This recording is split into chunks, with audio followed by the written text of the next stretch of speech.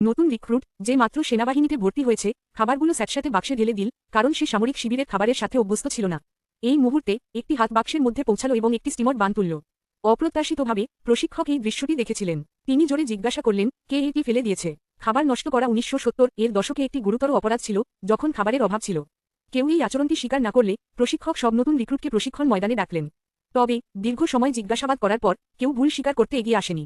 Officer নিজেই উদাহরণ তৈরি করার সিদ্ধান্ত নিলেন। এরপর তিনি ময়লা স্টিমর বানটি তুলে নিয়ে তার মুখে গুজে দিলেন এবং খেতে শুরু করলেন।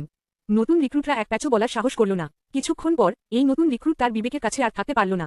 তাই তিনি সাহসিকতার সাথে স্বীকার করলেন যে সে ছিল খাবার নষ্ট করার জন্য দায়ী। পরবর্তীতে প্রশিক্ষক তার কাছে জানতে চাইলেন কেন সে এরকম করেছিল। নতুন রিক্রুট তাকে বলল যে স্টিমর বানটির স্বাদ ভালো ছিল না। প্রশিক্ষক এটি শুনে খুব রেগে গেলেন, কারণ সেই সময়ে অনেক মানুষের খাওয়ার জন্যও যথেষ্ট ছিল না। স্টিমড বুন ইতিমধ্যে সবচেয়ে ভালো খাবার ছিল।